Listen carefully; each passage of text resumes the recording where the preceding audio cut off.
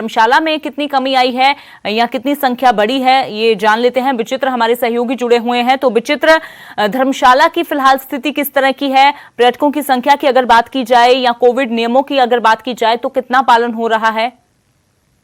देखिए अमृत, हम अभी कह सकते हैं कि जो बीते वीकेंड में जिस तरह से स्थिति थी पर्यटकों की आमद की, उसकी अपेक्षा अगर इस वीकेंड की बात की जाए तो बहुत कम जो लोग हैं यहाँ पर पहुंचे हैं, पर्यटक जो है वो यहाँ पर पहुंचे हैं।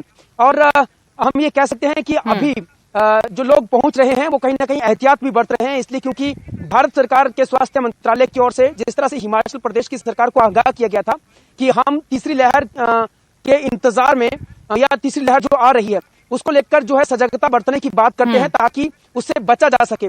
तो उसको मद्देनजर रखते हुए जिस तरह की तस्वीरें आपके हिमाचल प्रदेश में दिख रही हैं, और बाकायदा वो तस्वीरें भी शेयर की थी, जिस तरह से मनाली की तस्वीरें शेयर की गई थी, शिमला की तस्वीरें जो है वो शेयर की गई थी, तो उसको मद्देनजर रखते हुए अब सख्त हिदायत जो है वो यहाँ की गवर्नमेंट की ओर से दी गई है। जिला प्रशासन की ओर से भी अब एहतियातन बड़े कदम उठाए जा रहे हैं, बाकायदा कैंपेनिंग चलाई जा रही है। आमिर, कैंपेनिंग इस तरह से कि जितने भी ट्रैफिक के जो कर्मी हैं उनकी जो गाड़ियां हैं उनके आगे बड़े बड़े पोस्टर लगाए जा रहे हैं, अनाउंसिंग व्हीकल है, और उसके साथ जो लोगों को आगाह किया जा रहा है। जो सार्वजनिक स्थान है वहां पर भी अनाउंस किया जा रहा है कि जो भी लोग आ रहे हैं वो अपना मास्क पहनकर चलें और बिना मास्क पहनने वालों का चालान जो वो काटा जाएगा। हाँ, आंकड़ों की मार्फत हम आपको समझाने की कुछ कोशिश करते हैं कि जिस तरह से लगातार आए दिन हर रोज जो है वो 25 से 30 लोगों के सिर्फ और सिर्फ मास्क के ही चालान जो है वो काटे जा रहे हैं, और 14 से 15 हजार रुपए का जो जुर्माना है वो सिर्फ और सिर्फ मास्क का ही वसूला जा रहा है।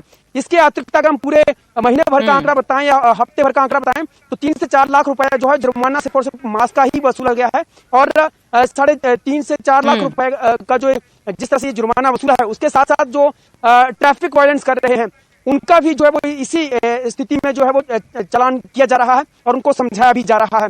तो कहीं ना कहीं चूंकि पूरे हिमाचल प्रदेश में तो हिमाचल प्रदेश के तमाम इलाके ही जो है वो टूरिज्म इंडस्ट्री से ओतप्रोत है, टूरिज्म के यहाँ पर जो है वो काफी ज्यादा आयाम है।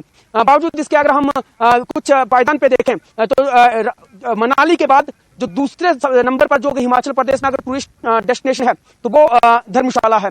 धर्मशाला में कई ऐसे आयाम हैं जो कि पहाड़ों की भी काफी मनोरंजन पहाड़ों की तरह भी जो लोगों को लुत्फ दिलवाते हैं, और साथ ही साथ मैदानी इलाकों में भी बहुत ऐसे आयाम हैं जहां पर लोग आकर जो है वो ठहरना चाहते हैं, रुकना चाहते हैं। 10,000 के करीब यहाँ पर रूम है, और बीते वीकेंड में हम लोगों ने जिस तरह से देखा कि उन रूम्स की अवेलेबिलिटी भी बहुत कम पड़ गई थी, यानी 100% जो बिल्कुल विचित्र, तो रूम्स तक नहीं मिल रहे थे, यहाँ तक नौबत आ गई थी। ये तस्वीरें जरूर हमने देखी हैं, खबरें भी ये लगातार सामने आई थी कि पर्यटकों की बढ़ रही संख्या के कारण ही वहां पर स्थिति ऐसी हो गई है कि लोगों को रहने के लिए जगह भी मिल नहीं रही है। लेकिन अब जैसे विचित्र ने भी बताया और सचिन ने भी बताया कि कुछ कमी तो जरूर आई है पर्यटकों की संख्या में। साडे नाल डॉक्टर आर.एस. बेदी लगातार जुड़े हुए ने। Doctor R S. बेदी, जिस तरीके दे नाल तुसीं सुनिया कि पहाड़ां दे विच इस दे विच कोई दो राय तां नहीं है, पिछले दिनों दे विच बहुत ज्यादा लोग गए ने, क्योंकि जिवें ही पाबंदियां हटाईयां गईयां ते 1 जुलाई तो बाद जो सिलसिला सी वो ज्यादा तेज हो गया।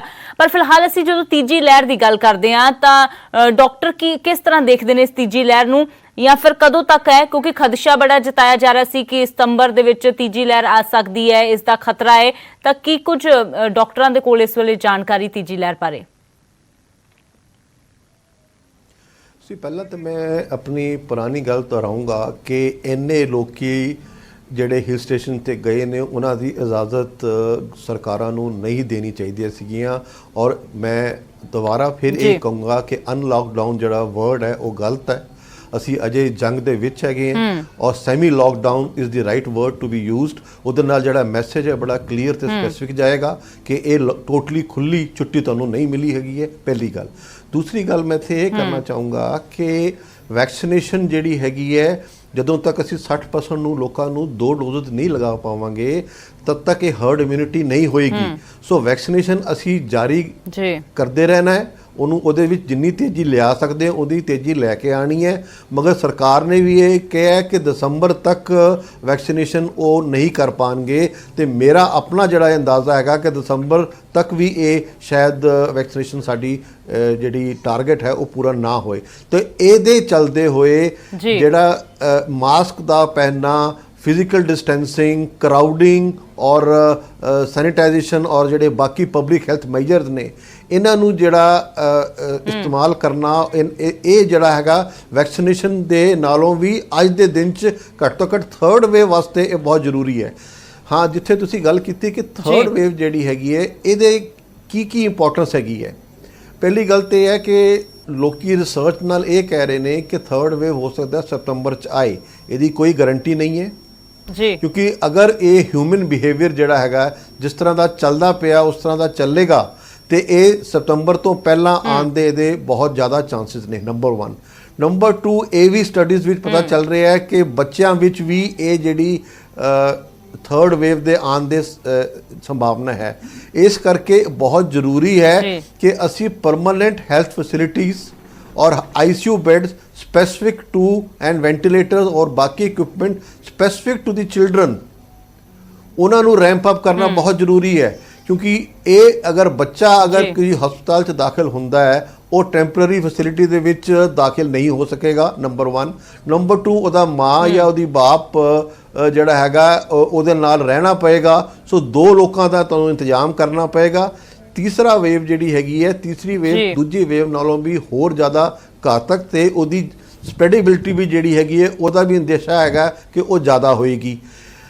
ਸਿਰਫ ਇੱਕੋ ਹੀ ਸਾਨੂੰ ਇੱਕ ਹਿੰਦੁਸਤਾਨ 'ਚ ਇੱਕ ਫਾਇਦਾ ਜਿਹੜਾ ਨਜ਼ਰ ਆਇਆ ਹੈਗਾ ਕਿ ਪਹਿਲੀ ਤੇ ਦੂਸਰੀ ਵੇਵ ਬਾਕੀ ਮੁਲਕਾਂ ਦੇ ਮੁਕਾਬਲੇ ਵਿੱਚ ਉਹ 2 ਜਾਂ 3 ਮਹੀਨੇ ਬਾਅਦ ਆਈ ਹੈ, ਮਗਰ ਅਸੀਂ ਅਨਫੋਰਚੂਨੇਟਲੀ ਫਿਰ ਵੀ ਉਹਦੇ ਤੋਂ ਸਤਰਕ ਨਹੀਂ ਹੋਏ। ਉਹਨੂੰ ਤੋਂ ਪ੍ਰੀਕਾਸ਼ਨ ਜਿਹੜੀਆਂ ਲੈਣੀਆਂ ਸੀਗੀਆਂ, ਲੈਸਨ ਜਿਹੜੇ ਬਾਹਰ ਦੇ ਮੁਲਕਾਂ ਤੋਂ ਸਾਨੂੰ ਸਿੱਖਣਾ ਚਾਹੀਦਾ ਸੀ, ਅਸੀਂ ਨਹੀਂ ਲਿੱਤਾ। ਗਰੀਬ ਮੁਲਕ ਹੈ ਮਗਰ ਇੰਨਾ ਵੀ ਗਰੀਬ ਨਹੀਂ ਹੈ।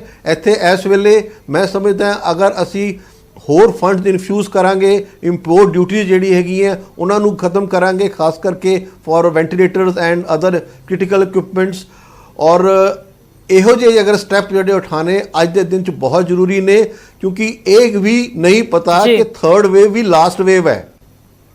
ਸੋ ਸਾਨੂੰ ਇਹ ਸਾਰੀ ਚੀਜ਼ਾਂ ਧਿਆਨ ਨਾਲ ਰੱਖਣੀ ਹੈ। ਅਗਰ ਅਸੀਂ ਪੈਸਾ ਖਰਚ ਰਹੇ ਹਾਂ ਟੈਂਪਰੇਰੀ ਹੈਲਥ ਫੈਸਿਲਿਟੀ ਨੂੰ ਵਧਾਉਣ ਵਾਸਤੇ, ਉਹਦੇ ਜਗ੍ਹਾ ਤੇ ਅਸੀਂ ਅਗਰ ਪਰਮਾਨੈਂਟ ਹੈਲਥ ਫੈਸਿਲਿਟੀ ਕਰੀਏ, ਕਿਉਂਕਿ ਹਰੇਕ ਡਿਸਟ੍ਰਿਕਟ ਦੇ ਵਿੱਚ ਹਰੇਕ ਜਗ੍ਹਾ ਤੇ ਮਤਲਬ ਬਿਲਕੁਲ ਡਾਕਟਰ ਆਰਐਸ ਬੇਦੀ ਜਿਹੜੀ ਤੁਸੀਂ ਗੱਲ ਕਹੀ ਹੈ ਕਿ ਮਾਫ ਕਰਨਾ ਤੁਹਾਨੂੰ ਵਿੱਚ ਟੋਕ ਰਹੀ ਹਾਂ, ਜਿਹੜੀ ਤੁਸੀਂ ਗੱਲ ਕਹੀ ਹੈ ਕਿ ਖਤਰਾ ਇੰਨਾ ਜ਼ਿਆਦਾ ਹੈ ਕਿ ਇੱਕ ਤਾਂ ਇਹ ਵੀ ਨਹੀਂ ਕਿਹਾ ਜਾ ਸਕਦਾ ਕਿ ਤੀਜੀ ਵੇਵ ਆਖਰੀ ਵੇਵ ਹੈ, ਤੇ ਜੇ ਇਸੇ ਤਰੀਕੇ ਦੇ ਨਾਲ ਤਸਵੀਰਾਂ ਜਿਸ ਤਰ੍ਹਾਂ ਦੀਆਂ ਸਾਹਮਣੇ ਆ ਰਹੀਆਂ ਨੇ ਉਹ ਲਾਪਰਵਾਹੀ ਜਾਰੀ ਰਹੀ ਤਾਂ ਡਾਕਟਰ ਕਹਿੰਦੇ ਨੇ ਕਿ ਪਹਿਲੀ ਤੇ ਦੂਜੀ ਵੇਵ ਨਾਲੋਂ ਵੀ ਜ਼ਿਆਦਾ ਖਤਰਨਾਕ ਹੋ ਸਕਦੀ ਹੈ ਤੀਸਰੀ ਲਹਿਰ। ਡਾਕਟਰ ਆਰਐਸ ਬੇਦੀ ਤੁਸੀਂ ਬਣੇ ਰਹੋ ਸਾਡੇ ਨਾਲ, ਫਿਰ ਤੋਂ ਤੁਹਾਡਾ ਰੁਖ ਕਰਾਂਗੇ।